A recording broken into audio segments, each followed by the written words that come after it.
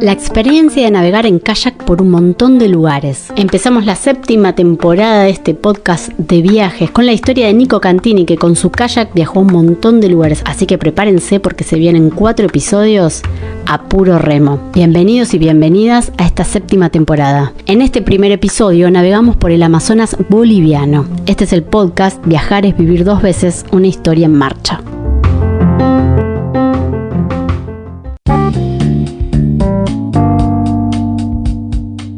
A ver, para esta excursión, esta travesía, hicieron un kayak que estaba dividido en 3 partes.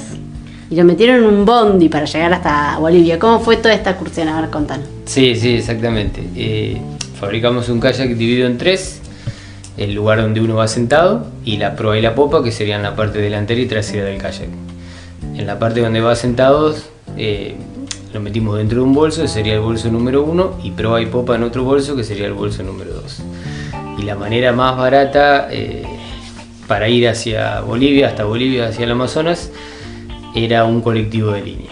Así que nos la jugamos para poder meter estos bolsos, que eran 2 bolsos de más o menos 1,30 m cada uno, bien grandes, en la bodega de un colectivo de línea y llegar hasta Santa Cruz de la Sierra, bueno, atravesando la frontera y todo lo que tiene que ver con viajar a otro país, ¿no? Uh-huh.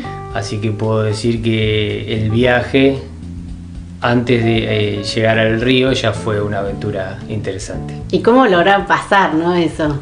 O sea, ¿hubo problemas o porque semejante bodoque para meternos? Sí, fue, digamos, nosotros lo organizamos y como estábamos tan entusiasmados no pensamos en ningún plan B, dijimos vamos a navegar al Amazonas, vamos a conocerlo, fabricamos el bote y nos fuimos a Rosario y se nos ocurrió hablar con el capo, sería de los maleteros de la terminal de ómnibus de Rosario, para poder coordinar de subir los kayaks al bote y no rebotar, ¿no? Porque para nosotros no poder subir los botes era letal porque se nos caía el viaje por completo, digamos. Uh-huh.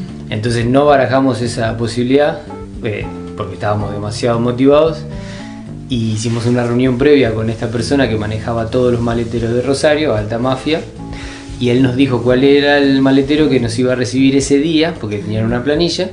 Entonces, bueno, la idea era obviamente pagarle, ¿no?, una plata para poder subir los kayaks al colectivo.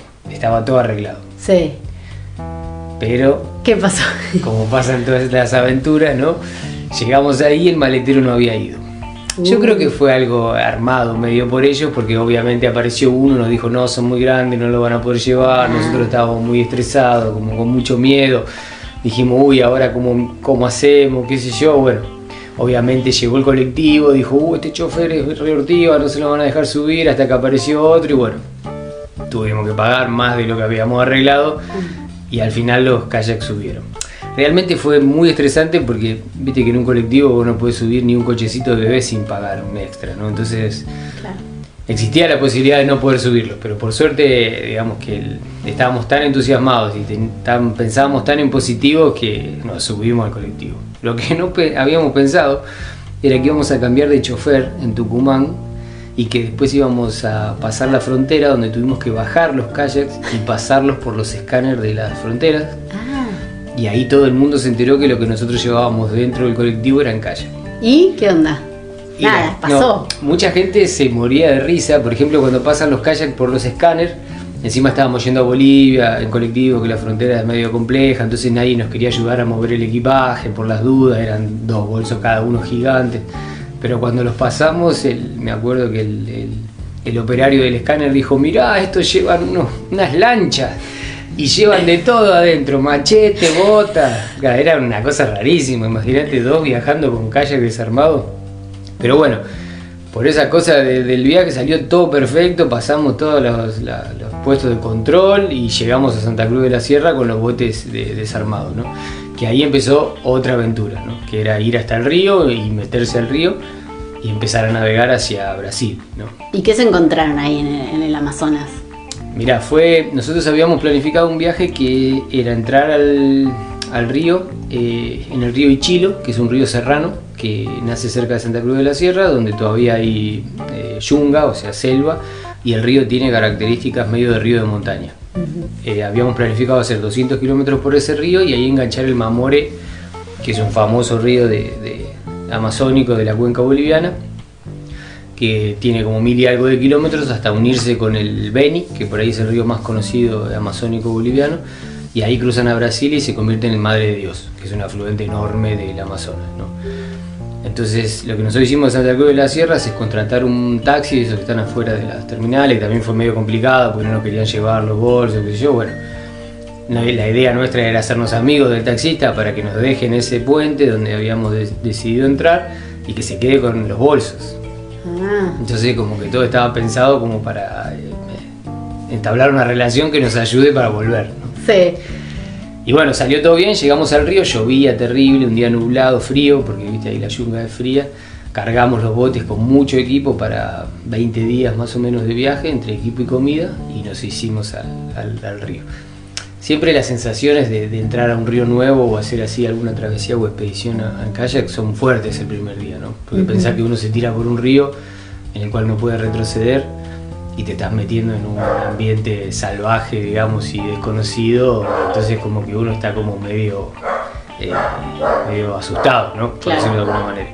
Pero bueno, salimos navegando y yo venía navegando los primeros metros sintiendo la temperatura del río, la selva, la lluvia, viste, el río daba como... Nos mostraba que cuando estaba grande era gigante porque había árboles enteros arrastrados por el río, enganchados en el puente donde salimos, como que es un río que cuando si seguía lloviendo iba a crecer. Y bueno, yo mirando para otro lado, salí, me enganché con un árbol y me di vuelta, a los 5 metros de empezar a navegar. ¿Y? No, roleé enseguida, seguí remando, pero dije, pucha, mirá cómo vengo desconectado, digamos, Claro, tenés que estar concentrado en eso. Claro, pero bueno, yo siempre digo que el primer día es el que te pone a prueba, ¿viste? El que te muestra cómo va a ser la vegetación, cómo va a ser la temperatura, ¿viste? Entonces, bueno, sucedió eso. Y ese día no paró de llover, navegamos 2 horas y paramos en una playita. Estábamos muy cansados después de todo el viaje.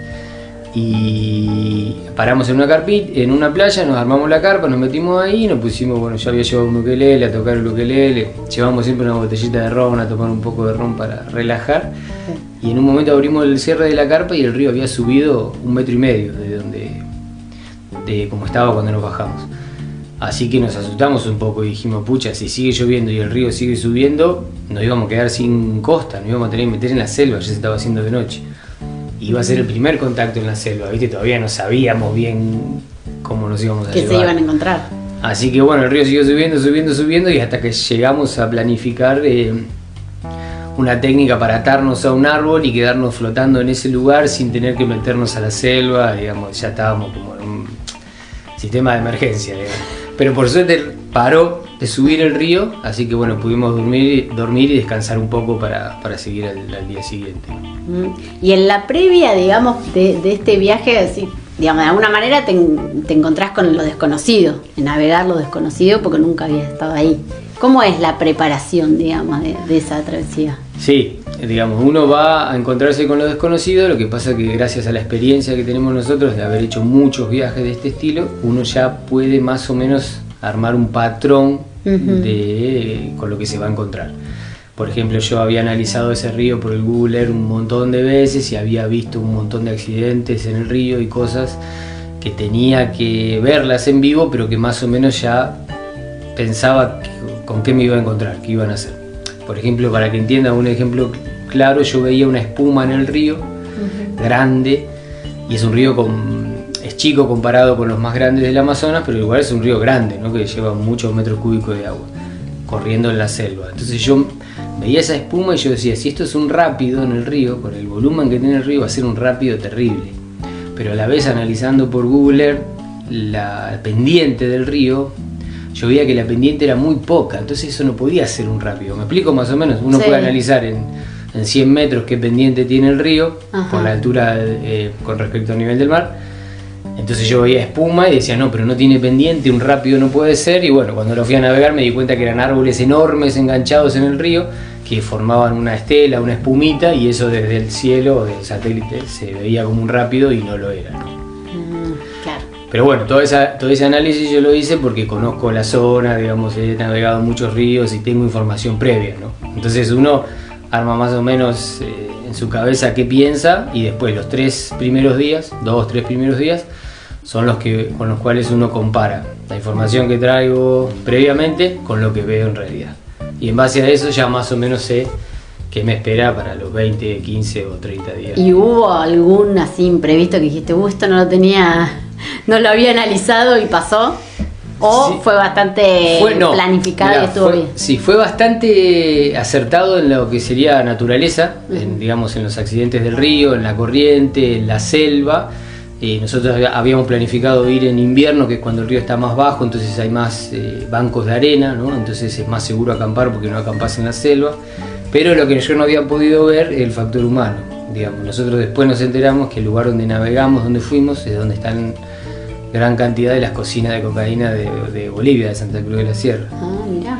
Entonces en una de las curvas del río veníamos navegando y empezamos a sentir un olor muy fuerte a solvente, fuerte, como de una industria en el medio de la nada, y cuando dimos una vuelta a una curva nos encontramos con dos personas tapadas así con un pañuelo y vigilando lo que seguramente era una de estas cocinas de cocaína. Así que fue un encuentro medio raro. Pero bueno, por suerte como somos argentinos y estamos, digamos, acostumbrados a por ahí este tipo de cosas y hablamos el idioma, enseguida los madrugamos, le dijimos hola, y los tipos quedaron como medio esto, ¿de dónde salieron? Dejémoslo seguir, ya fue. Claro, imagínate uno todo kayak colorido en el medio de la selva, como que no éramos... Claro. Pero cuando pasamos y dimos la vuelta en otra curva del río, tiraron un par de tiros al aire como para avisar de que... Claro, no vuelvan. Claro. sigan. Bueno, después de eso quedamos asustados a ver si nos íbamos a encontrar más adelante más, ¿no? Pero bueno, son cosas que digamos que la aventura es así, por decirlo de alguna manera, ¿no? ¿Y de estas aventuras vos qué buscás?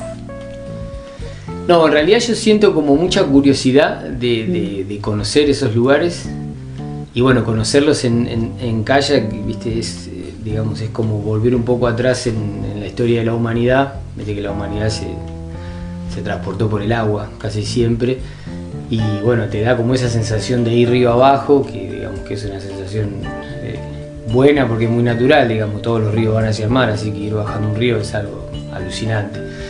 Conocer, ver y bueno, de todas esas cosas que vimos todos de chiquitos, de documentales y lugares y culturas y qué sé yo, gente, vivirlo en vivo, ¿no? Pero yo creo que lo que a mí más me motiva es conocer y hacerlo en kayak, que es una embarcación súper ecológica en la cual no dejamos rastros, los animales no nos escuchan, entonces nos da la posibilidad de ver un montón de animales tomando agua o nadando. En este viaje al Amazonas vimos un montón de bichos, en otros viajes a la selva también, en el Bermejo y otros lugares, otros ríos que hicimos también vimos de todo, ¿no?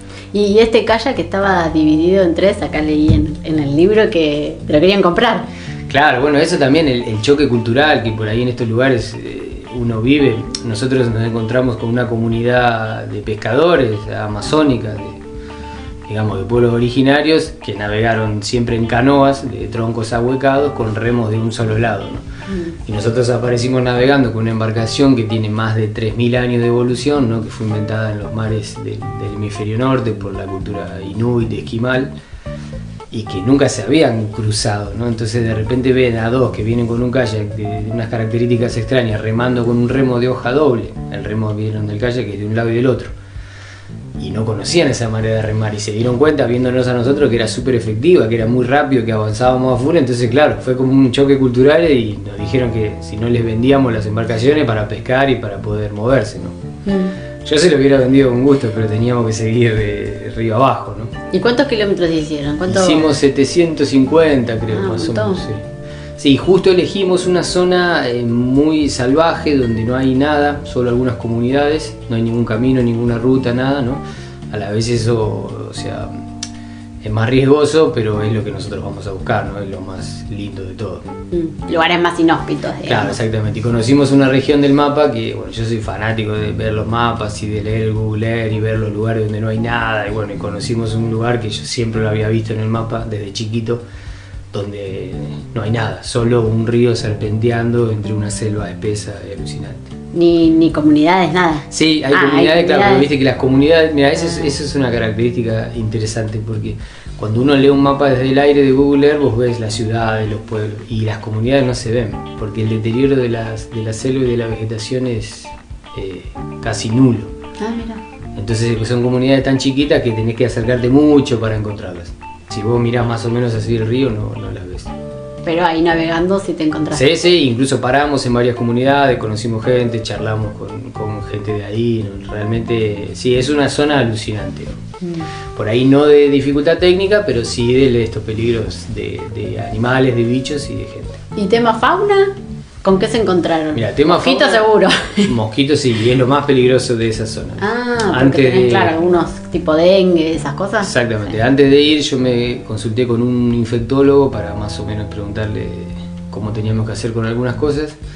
Me aconsejó que me ponga algunas vacunas como fiebre amarilla y otras más. Y después me dijo que lo más peligroso de la zona son los mosquitos, más que nada el mosquito de la malaria. Hay dengue, zika, chikungunya, todos, pero el de la malaria es el más peligroso porque con la malaria en 15, 20 días puede morir, ¿no? Entonces, como que bueno, había que tenerlo en cuenta. Pero bueno, ahí viene otra parte interesante del viaje, que es mi compañero, que fue el negro, un amigo, que es acupuntor, o sea, médico chino, el profesor de Tai Chi, Qigong, como que es más místico, por decirlo de alguna manera. Así que bueno, a la hora de decidir si íbamos a tomar los medicamentos de la malaria o no, que el medicamento de la malaria se toma, es una pastilla, se toma por boca, pero tiene muchas contraindicaciones. O sea, te puede producir como delirios y si no te puede producir como se llama cuando uno se vuelve fotosensible, ¿no? Que el sol te hace muy mal a los ojos. Imagínate que cualquiera de las dos nos mataba. Entonces decidimos no tomar el medicamento, que se recomienda empezar a tomarlo 15 días antes para llegar ahí.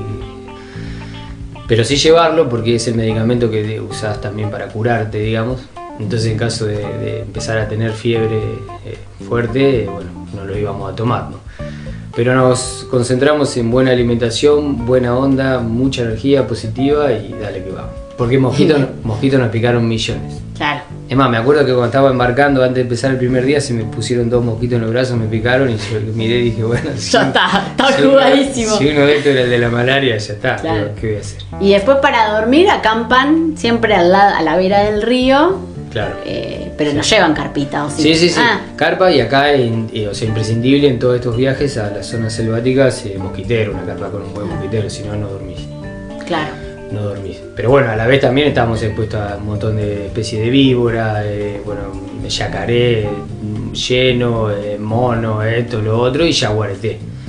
En un momento nos encontramos con unos pobladores nativos de ahí que andaban pescando y les preguntamos qué onda eran los primeros días, si era peligroso andar más o menos en la selva, y el tipo dijo, no, si tienen armas no hay ningún problema. ¿Tienen armas? Y nosotros, un machete. Un machete, claro. Un machete entre los dos, ¿no? Pero bueno, también uno, viste, aprende a moverse en lugares donde hay víboras, a buscar la leña con sol, a acampar en estos médanos de arena que son súper despejados, entonces uno puede ver.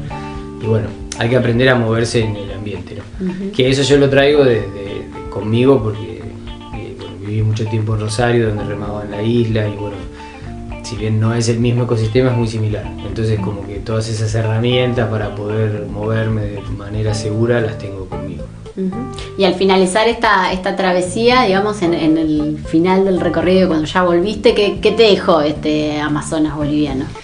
No, imagínate que para mí, que soy así como medio, me gusta el tema de exploración, haber ido al Amazonas fue alucinante, ¿viste? Es como una figurita que hay que tener.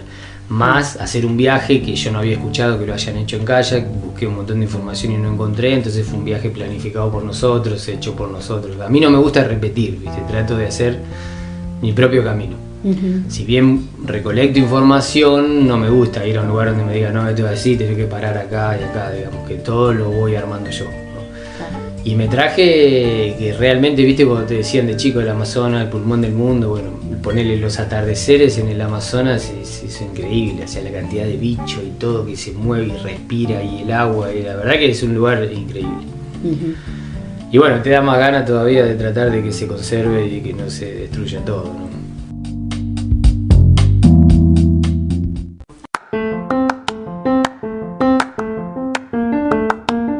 El primer día es el que te pone a prueba. Aprendés a moverte en el ambiente. Y como nos contó Nico Cantini, todo respira en el Amazonas. En el próximo episodio nos vamos a navegar por el Parque Nacional Los Glaciares. Pueden poner seguir a este podcast en Spotify o suscribirse al canal de YouTube, así les avisa cuando hay un nuevo episodio. También pueden seguir estas travesías que nos cuenta Nico Cantini por el Instagram Una Historia en Marcha Podcast.